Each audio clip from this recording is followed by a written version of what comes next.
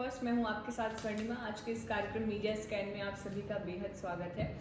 शुरुआत करते हैं आज की खबरों से। विंध्य की खबरों से शुरुआत करेंगे। सबसे पहले विंध्य की खबरों में पत्रिका का फ्रंट पेज है ये। हालांकि ये खबर सभी अखबारों में दी गई है। यहाँ पर लीड न्यूज में इसे रखा गया है। शहडोल से ये खबर है, जहां पर रेत माफिया ने पटवारी को कुचल कर उनकी हत्या कर दी। यहाँ पर लापरवाही सबसे ज्यादा देखी जा रही है। प्रशासनिक लापरवाही से गई है उनकी जान। यहाँ बताया गया है कि प्रशासन की लापरवाही के बीच बेखौफ रेत माफिया ने पटवारी प्रसन्न सिंह, इनका नाम प्रसन्न सिंह है, ये पहले सैनिक थे, इनकी अवैध खनन रोकने गए थे। 3 पटवारी और इनके साथ गए थे, जिनमें से ये भी थे। माफिया ने ट्रैक्टर से कुचल कर इनकी हत्या कर दी। पुलिस ने आरोपी की गिरफ्तारी के लिए रविवार सुबह यानी कल सुबह 30,000 रुपए का इनाम भी रखा। हालांकि कुछ देर बाद ही आरोपी का नाम है शुभम विश्वकर्मा, उसकी उम्र 22 वर्ष है, उसे गिरफ्तार कर लिया गया। जो घटना है वो बताई जा रही है कि प्रशासन ने शुक्रवार शनिवार को संयुक्त ऑपरेशन के साथ अवैध खनन पर कार्यवाही कर 30 ट्रैक्टर रेत जब्त की थी। ये शुक्रवार और शनिवार को 30 ट्रैक्टर अवैध खनन कर रहे उन्हें जब्त की थी। इसके बाद भी शनिवार रात 12 बजे ब्योहारी एसडीएम व नायब तहसीलदार ने 4 पटवारियों को बिना सुरक्षा, उनके साथ किसी भी प्रकार का कोई पुलिस बल नहीं गया था, कोई सुरक्षाकर्मी नहीं गए थे, ये 4 पटवारी अकेले गए थे। अवैध खनन को रोकने के लिए गोपालपुर खदान भेज दिया इन्हें। यहाँ रेत का अवैध परिवहन हो रहा था। पटवारी प्रसन्न सिंह ने ट्रैक्टर को रोकने की कोशिश की, तब चालक ने उसे कुचल दिया। यहाँ बताया जा रहा है कि जो पूर्व सैनिक है यानी पटवारी प्रसन्न सिंह जिनकी हत्या हुई है, ये पूर्व में सैनिक थे। 2018 में पटवारी बने हैं। उन्होंने 16 साल 6 माह सेना में नौकरी की। 2018 में सैनिक कोटे से पटवारी में चयनित हुए। वे ब्योहारी तहसील में ही पदस्थ थे। यहाँ बताया ये भी जा रहा है कि प्रदेश भर में ऐसी मामले पहले भी हो चुके हैं जिनसे सतर्क नहीं हुआ प्रशासन और इन्हें अकेले भेज दिया गया। 2012 में ग्वालियर के बानमौर कस्बे में आईपीएस अधिकारी नरेंद्र कुमार को पत्थर से भरी ट्रैक्टर ट्रॉली के चालक ने कुचल दिया था। वहीं 8 अक्टूबर 2023 को उमरिया में ही यानी विंध्य क्षेत्र में ही अवैध खनन पर कार्यवाही करने गए डिप्टी रेंजर पर माफिया ने जेसीबी से हमला किया था। 6 अक्टूबर को मध्य प्रदेश के भिंड में रेत माफिया ने पुलिस कर्मियों को घायल कर दिया था। पुलिस अभिरक्षा से जब्त ट्रैक्टर ले गए थे। वहीं 5 मई 2023 को विंध्य क्षेत्र में ही सिंगरौली के रेही में रेत माफिया को पकड़ने पहुंचे एसआई प्रदीप सिंह को ट्रैक्टर से घसीटा गया था। यानी उमरिया, शहडोल का अब और सिंगरौली में ये वारदातें हो चुकी हैं। इसके बाद भी प्रशासन की लापरवाही कम नहीं देखी गई है। जी, बात करते हैं अगली खबर की। तो ये हादसे की खबर है। यहाँ सिंगरौली में खबर हुई, जहाँ बरगवा बैढ़न मुख्य मार्ग गडेरिया में हाईवा ने उसमें नंबर प्लेट नहीं लगी हुई थी, उसने आके बाइक सवार 2 व्यक्तियों को इतना टक्कर मारी और उनकी वहीं मौके पे ही मौत हो गई। बताया जा रहा है कि दोनों रिश्ते में भाभी और देवर लगते थे। साथ में उनके साथ 2 साल का बच्चा भी था, लेकिन बच्चे का पैर टूट गया है और उसे अभी एडमिट कराया गया है। काफ़ी क्रिटिकल कंडीशन में बच्चा है। यहाँ बताया जा रहा है कि लोगों में एक तरह का गुस्सा भी देखा जा रहा है, क्योंकि घटनास्थल पर वहाँ घर बहुत ही पास था दोनों का, इस वजह से घटनास्थल पर भारी संख्या में लोग पहुँच गए हैं। घंटों जाम लगा हुआ है। पुलिस ने फिलहाल हाईवा वाहन जिससे एक्सीडेंट हुआ है उसको जब्त कर लिया है। इसमें बताया जा रहा है कि 28 वर्ष की थी महिला अंजना कुमारी गुप्ता और व्यक्ति था जो उसका देवर था वो 24 साल का था। मोटरसाइकिल क्रमांक यूपी 64X9882 से बरगवा से बैढ़न की तरफ ही जा रहे थे। गडेरिया में राज स्टोन क्रशर से ठीक 100 मीटर पहले पहुंचे ही थे तो वहां पर एक बिना नंबर की हाईवा वाहन की चपेट में आ गए, जिससे दर्दनाक मौत वहीं पर हो गई। जी, मौत की एक और खबर है स्वर्णिमा, जो वीडियो वायरल हो रहा है। पत्रिका में भी इसका जिक्र है और दैनिक जागरण में भी इसका जिक्र है। जो वीडियो वायरल हुआ, सतना जिले से एक व्यक्ति को धमकी मिली थी कि उनकी जान को खतरा है, इस तरह की उन्हें धमकी मिली थी। उन्होंने एक वीडियो बनाया था अपना और ये सोशल मीडिया पर डाला था। युवक ने पूरी तरह से कहा था कि उन्हें उनकी पत्नी और उनकी साली परेशान कर रही थी जिसके बाद उन्होंने ये वीडियो बनाया। वीडियो में उन्होंने कई बार कहा है कि उन्हें जान से मारने की धमकी दी गई है। इसके बाद भी प्रशासन ने उस वीडियो को सीरियस नहीं लिया। ये थाना भी गए थे, पुलिस के पास भी पहुंचे सुरक्षा मांगने के लिए, लेकिन किसी भी प्रकार का कोई कार्यवाही नहीं की गई। लिखा गया है कि युवक के सुसाइड के पहले का एक वीडियो सोशल मीडिया पर वायरल हुआ है। युवक ने पत्नी और साली पर प्रताड़ित करने का आरोप लगाया। यह घटना जो है मैहर जिले के अमरपाटन क्षेत्र का बताया जा रहा है। वहीं मृतक के पिता ने पुलिस पर गंभीर आरोप लगाया है और कहा है कि पुलिस ने यदि कोई शिकायत पर संज्ञान लिया होता, की गई शिकायत पर अगर संज्ञान लिया होता तो आज उनका बेटा जो है वो जिंदा होता। वीडियो में आशु, इनका नाम आशु बताया जा रहा है जिनका वीडियो वायरल हुआ है। आशु ने कहा खुद अपने मुंह से कि जान का खतरा है। वीडियो अभी भी वायरल हो रहा है, उसमें उन्होंने यही कहा है कि उन्हें जान का खतरा है। यह वीडियो करीबन 1 से 1.5 मिनट का ये वीडियो है। वहीं पिता ने कहा है कि ये धमकी उन्हें पहले ही मिल चुकी थी, मौत की जानकारी उन्हें पहले ही थी कि उनकी जान को खतरा है, जिसके बाद उन्होंने वीडियो बनाया, थाने में शिकायत की, लेकिन किसी भी प्रकार की शिकायत को संज्ञान में नहीं लिया गया। जी, बात करते हैं अगली खबर की। तो सिंगरौली के महिला थाने की खबर है। महिला थाना इसलिए बनवाया जाता है ताकि महिलाओं को न्याय बेहतर तरीके से मिल सके और उनको कहीं ज़्यादा भटकना ना पड़े। लेकिन यहाँ पर देखा जा रहा है कि यहाँ पर जो महिला थाना है सिंगरौली का, यहाँ महिलाओं को बहुत ज़्यादा परेशानी का सामना करना पड़ता है। आरोप यहाँ तक लगाए जा रहे हैं कि जो महिलाएं असहाय होकर थाने में पहुँचती हैं, न्याय की फरियाद करती हैं, उन्हें न्याय देने की बजाय उनसे बेजा वसूली की जा रही है। यहाँ तक कि एक पक्ष के साथ साथ दूसरे पक्ष से भी बचाने की एवज में वसूली की जाती है। यहाँ पर बताया जा रहा है कि अगर जैसे कोई शिकायत लेके महिला आई तो वो क्या करते हैं कि शिकायत जिसके खिलाफ शिकायत होती है उन्हें फ़ोन करते हैं और जैसे ही वो शिकायत करता चली जाती है और फ़ोन पे बताते हैं कि महिला थाने से बोल रहे हैं और यहाँ तुम्हारे खिलाफ शिकायत आ गई है, थाने आ जाओ नहीं तो मामला कायम कर दिया जाएगा।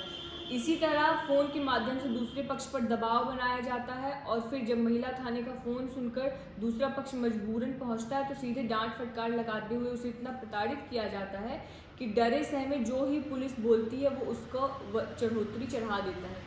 तो इस तरह का खेल रोज़ सुबह से शाम तक चल रहा है और इस तरह का एक करप्शन का मामला यहाँ पर देखा जा रहा है। बताया जा रहा है कि इस तरह के भी आरोप लगाए जा रहे हैं कि जब महिला थाने पहुंचकर फरियादों की नब्ज टटोली जाती है, उनसे पूछा जाता है तो उनके मासूम चेहरों पर आंखों से आंसू निकलने लगते हैं। नाम पूछा जाता है तो कहा जाता है कि मेरा नाम मत छापिए नहीं तो मेरे खिलाफ ही कार्रवाई हो जाएगी।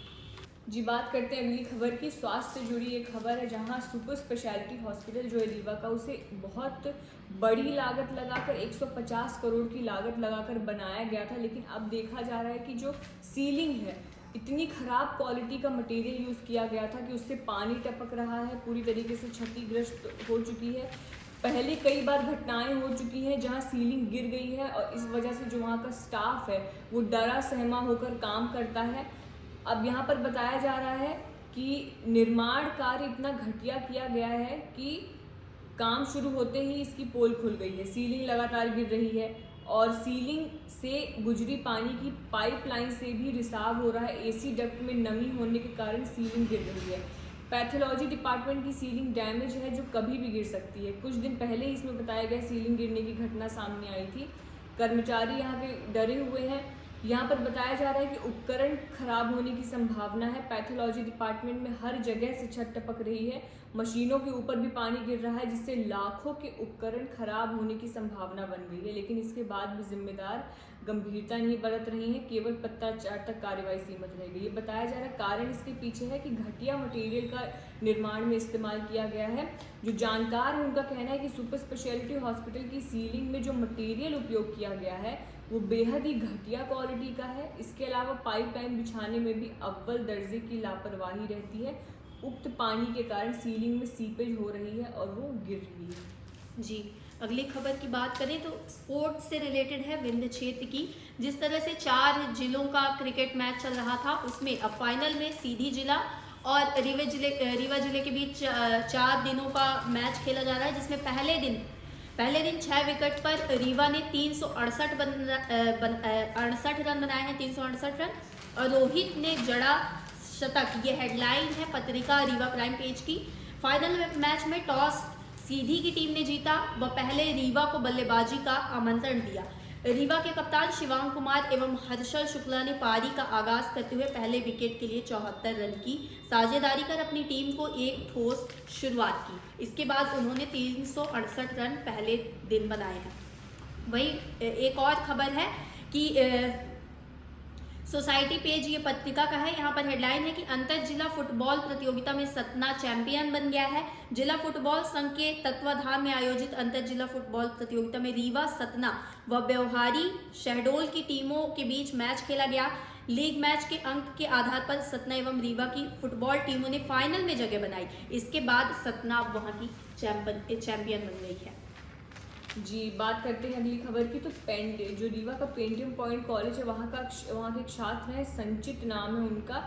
वो प्रदेश का प्रतिनिधित्व करने वाले हैं सांस्कृतिक आदान प्रदान कार्यक्रम में, जहाँ पर मध्य प्रदेश और पश्चिम बंगाल के विद्यार्थियों के बीच एक्सचेंज प्रोग्राम के तहत सांस्कृतिक आदान प्रदान में Pentium point group of institute के छात्र संचित पाठक मध्य प्रदेश का प्रतिनिधित्व करेंगे। एक भारत श्रेष्ठ भारत अभियान के अंतर्गत मध्य प्रदेश से युवा संगम कार्यक्रम के लिए लगभग 2331 प्रतिभागियों ने पंजीयन किया था, जिसमें से 47 लोगों का सिलेक्शन हुआ है।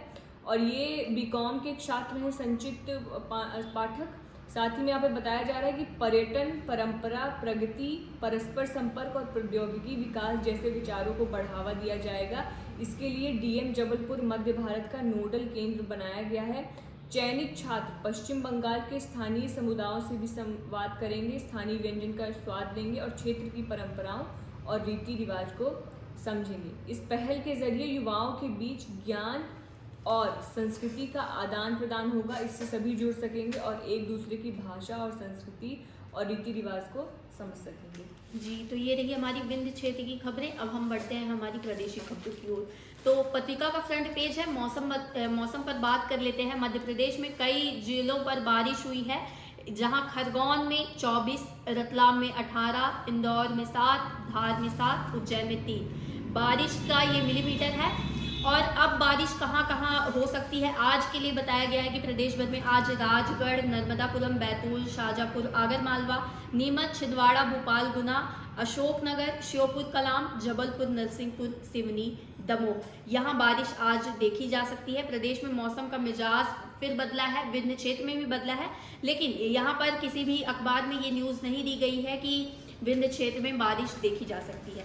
वहीं अगर विभिन्न क्षेत्र की बारिश की बात करें तो शहर का मौसम है, यहाँ पर रिवर प्राइम के कॉर्नर पे दिया गया है एक कॉलम में कि जो तापमान है वो 27.0 डिग्री है, न्यूनतम 13.0 डिग्री है, ह्यूमिडिटी 77% है, अधिकतम हवा की गति 1.00 किलोमीटर प्रति घंटे की रफ्तार से है। वहीं जो पॉल्यूशन का स्तर है, कुछ दिनों पहले हमने बात की थी जहां नॉर्मल चल रहा था, वहीं अब सिंगरौली जिले का जो एयर क्वालिटी इंडेक्स है वो सबसे ज़्यादा खराब यानी येलो मार्क किया गया है, यानी खराब है। 225 एयर क्वालिटी इंडेक्स बताया गया है। सतना का 91 है, रीवा का 90 है और सीधी का 90 है। जी, बात करते हैं अगली खबर की। तो मध्य प्रदेश के इंदौर से ही एक खबर आई है। जिस तरह से हम देख रहे हैं कि आजकल छोटे छोटे छात्रों में भी, स्टूडेंट्स में एक हिंसक प्रवृत्ति देखी जाती है, उसी तरह का एक बहुत ही भयानक मामला सामने आया है, जहां चौथी के 3 छात्रों ने, जिनकी उम्र महज 10 साल की थी, अपने ही सहपाठी को उन्होंने कंपास राउंडर से 108 बार गोदा और उसके बाद बच्चे को पेट में लात और मुक्के भी मारे। घटना एरोड्रम क्षेत्र के गरिमा विद्या विहार की है। जब छात्र के साथ ये हुआ, वो इतना ज़्यादा डर गया कि उसने टीचर्स को बताया नहीं। जब वो घर आया, 24 नवंबर की घटना है, तो घर को बताया, जिस घर में उसने बात बताई, तो फिर उसके बाद स्कूल गए, लेकिन स्कूल में भी एक आनाकानी का माहौल रहा। पेरेंट्स जब स्कूल लेके गए, फुटेज खंगालने की बात करी, तो कॉलेज प्रशासन ने इस पर कोई एक स्ट्रिक्ट बिहेवियर नहीं देखने के लिए मिला। उन्होंने कहा कि हम कार्रवाई करेंगे, लेकिन ऐसा कुछ भी नहीं हुआ। इसके बाद जो पेरेंट्स हैं वो थाने गए और उन्होंने कंप्लेन दर्ज कराई। पिता बोल रहे हैं कि टीचर नहीं थे और खेलते ही खेलते ये स्टूडेंट्स लड़ पड़े। जब फुटेज मांगे गए तो स्कूल वाले टालने लगे। जी, अगली खबर है प्रदेश की। यहाँ पर रेलवे स्टेशन में रात महिला यात्री से सामूहिक बलात्कार की घटना हुई थी, जिस पर अभी भी कोई कार्यवाही नहीं हुई है। कार्यवाही नहीं हुई मतलब पुलिस जांच में जुटी हुई है। लिखा है कि मुंगावली में महिला यात्री से गैंग रेप का मामला। पीड़िता बोली 25 से 30 साल का आरोपी था, एक दुबला पतला सा था। यानी 25 से 30 वर्ष के बीच जो गैंग थी उनकी उम्र बताई है उन्होंने, और एक दुबला पतला आदमी था। लिखा गया है कि मुंगावली रेलवे स्टेशन पर रात में महिला यात्री से हुई सामूहिक बलात्कार की घटना से लोगों में रोष है। जीआरपी दूसरे दिन भी जांच में जुटी रही और पीड़िता के पति को जीआरपी ने वहां आसपास के लोगों सहित कई फोटो दिखाए, लेकिन आरोपियों को पहचाना नहीं जा सका है, कोई सुराग नहीं मिला। मुंगावली रेलवे स्टेशन पर स्थित प्लेटफॉर्म क्रमांक 1 पर स्थित पानी की टंकी के पास झाड़ियों की यह घटना बताई गई है। वहीं जीआरपी डीएसपी राजेंद्र कुमार का कहना है कि पीड़िता और उसके पति दोनों आरोपियों को 25 से 30 साल की उम्र बताया गया है। आरोपियों की उन दोनों ने आरोपियों की जो उम्र है वो 25 से 30 वर्ष बताई है। वहीं बात का रुख करते हैं हम राष्ट्रीय खबरों का। तो जिस तरह से कल संविधान दिवस था उसको लेकर खबर है, जहां राष्ट्रपति द्रौपदी मुर्मू ने कहा कि खर्च और भाषा ये न्याय चाहने वाले नागरिकों के लिए सबसे बड़ी बाधाएं हैं, जिसको लेकर कोई ना कोई इसमें आगे प्रोसेस देखनी चाहिए और उसको आसान बनाना चाहिए। वहीं जो चीफ जस्टिस ऑफ इंडिया है DY चंद्रचूड़, उन्होंने कहा कि कार्यक्रम के दौरान कि लोगों को बिना डरे अदालतों का दरवाज़ा खटखटाना चाहिए। उन्होंने कहा कि भारत का सुप्रीम कोर्ट दुनिया में इकलौता ऐसा कोर्ट है जहां कोई भी नागरिक चिट्ठी लिख किसी भी समस्या का हल निकालने को कह सकता है। इन्होंने ये भी कहा कि जिस तरह संविधान हमें स्थापित लोकतांत्रिक संस्थाओं और प्रक्रियाओं के माध्यम से राजनीतिक मतभेदों को हल करने की अनुमति देता है, अदालती प्रणाली स्थापित सिद्धांत और प्रक्रियाओं के माध्यम से कई असहमतियों को सुलझाने में मदद करती है। उन्होंने कहा कि पिछले 7 दशकों में भारत के उच्चतम न्यायालय ने लोक अदालत के रूप में काम किया है। हजारों नागरिकों ने इस विश्वास के साथ इसके दरवाजे खटखटाए हैं कि उन्हें संस्था के माध्यम से न्याय मिलेगा। वहीं जस्टिस संजीव खन्ना ने कहा कि भारतीय संविधान लाखों लोगों को प्रभावित करने वाला एक जीवित दस्तावेज है। कानूनों को सरल, सुलभ, अधिक मानवीय और युवा पीढ़ी के लिए प्रासंगिक बनाने की सख्त ज़रूरत है। जी, अगली खबर की बात करें तो जिस तरह से हेल्थ को लेकर हम बात करते हैं विंध्य क्षेत्र में, प्रदेश में, राष्ट्र स्तर पर, तो यहाँ पर एक रिपोर्ट तैयार की गई है। भारत की दूसरे देशों से तुलना की गई है। पत्रिका का फ्रंट पेज कहा जाए ये। यहाँ पर पड़ताल है ये 142 करोड़ की स्वास्थ्य की देखभाल के लिए चाहिए 200 करोड़ वर्ग फुट जमीन। 142 करोड़ यहाँ पे लोगों की जनसंख्या बताई गई है। देश के अस्पतालों में सिर्फ डॉक्टरों की नहीं 24 लाख से ज्यादा बिस्तरों की भी किल्लत है। 24 लाख से ज्यादा। आंकड़ों की बात करें तो प्रति 1000 व्यक्ति पर बेड डॉक्टरों की संख्या जो है जापान में सबसे ज्यादा है 2.5, चीन में 2.0, अमेरिका में 2.6, ब्रिटेन में 5.8 और भारत में 0.9, यानी शून्य की स्थिति देखी जा रही है। 0.9 है यहाँ पर। जो बेड की संख्या है 1.3 है, ब्रिटेन में 2.5 है, अमेरिका में 2.9 है, चीन में 4.3 है और जापान में 13 है। यानी देखा जाए तो यहाँ पर भारत सबसे पीछे है इस मामले में। और अब दूसरे आंकड़ों की बात कर ले कि इलाज में अपनी जेब से जो खर्च है, जो लोग हैं, जो जनता है, उन्हें अपनी जेब से खर्च देने के मामले में भारत सबसे आगे है। भारत 54.8% है, यानी 50% से ज्यादा। कहते हैं कि भारत में 50% से ज्यादा गरीबी देखी गई है, लेकिन यहाँ पर लिखा गया है कि गरीबी रेखा के नीचे 50% से लोग आते हैं, लेकिन भारत में 54.8% लोग अपनी जेब से खर्च करके अपना इलाज करवाते हैं। जापान में 12.9%, चीन में 35.2%, ब्रिटेन में 17.1%, वहीं अमेरिका में 11.3%। तो इसमें देखा जाए तो अमेरिका सबसे सही स्तर पर है और भारत जो है वो सबसे निचले स्तर पर और खर्च करने के मामले में सबसे ऊपरी स्तर पर। यहाँ लिखा गया है कि 3 चीज़ों पे लिखा गया है कि अस्पतालों की ज़रूरत क्यों है ज़्यादातर। तो लिखा है पहले नंबर पर कि 65 साल से अधिक उम्र वाले लोग 10 से 20 साल में तेजी से बढ़ेंगे, अस्पतालों पर दबाव बढ़ेगा। भारत में हृदय व जीवन शैली से जुड़ी बीमारियां बढ़ी, स्वास्थ्य देखभाल की मांग बढ़ेगी, स्वास्थ्य जागरूकता और बीमा से स्वास्थ्य सेवा उद्योग की मांग बढ़ेगी। तो ये एक रिपोर्ट दिखाया गया है हेल्थ को लेकर, जिस पर हमने अभी बात की। अगले क्वेश्चन में हम जाते हैं तो हमारा स्पोर्ट्स है। जी, स्पोर्ट्स की हम बात कर लेते हैं। तो भारत ने ऑस्ट्रेलिया को 44 रन से हरा दिया है। भारत बनाम ऑस्ट्रेलिया का ये दूसरा T20 था, जिसमें बताया गया है कि इस जीत के साथ ही टीम इंडिया ने सीरीज में 2-0 की बढ़त बना ली है। ये टीम इंडिया की ऑस्ट्रेलिया पर चौथी जीत है। सीरीज का तीसरा मुकाबला 28 नवंबर को गुवाहाटी में खेला जाएगा। तिरुवनंतपुरम में ऑस्ट्रेलिया ने टॉस जीतकर गेंदबाजी चुनी थी। पहले बल्लेबाजी करने उतरी टीम इंडिया ने 20 ओवर में 4 विकेट पर 235 रन बनाए, और इसके जवाब में जो ऑस्ट्रेलियन टीम है वो 20 ओवर में 9 विकेट पर 191 रन ही बना सकी। अब हमने जैसे कल भी देखा था कि T20 में आगे कौन है, पाकिस्तान सबसे फर्स्ट नंबर पर था। अब भारतीय टीम सबसे ज़्यादा T20 इंटरनेशनल मुकाबले जीतने वाले देशों की सूची में पाकिस्तान की बराबरी पर आ गई है। दोनों ने समान 135 T20 मैच जीते हैं। जी, वहीं पत्रिका में आज मंडे मोटिवेशन के नाम पर एक लाइन है जो हम आपको बताना चाहेंगे। यहाँ पर लिखा है कि जीवन की दिशा दिखाती हरिवंश राय बच्चन की प्रेरक बातें उनकी बातों से ली गई है। पहली बात लिखी गई है कि कभी फूलों की तरह मत जीना, जिस दिन खिलोगे बिखर जाओगे। जीना है तो पत्थर बनकर जियो, किसी दिन तराशे गए तो भगवान बन जाओगे। इसी के साथ हम अपने अंतिम छोर में चलते हैं जो है कार्टून। तो पत्रिका के फ्रंट पेज में कार्टून है झरोखा। ऊपर लिखा है कि धन बल पर शिकंजा, शिकायतें भी भरमार। व्यक्ति कहते हैं, यहाँ पे धन बल बना हुआ है। व्यक्ति कहते हैं कि चुनाव के नहीं, यह जब्त राशि के आंकड़े हैं, यानी चुनाव के रिजल्ट के नहीं, वोटों के नहीं, ये राशि के आंकड़े हैं।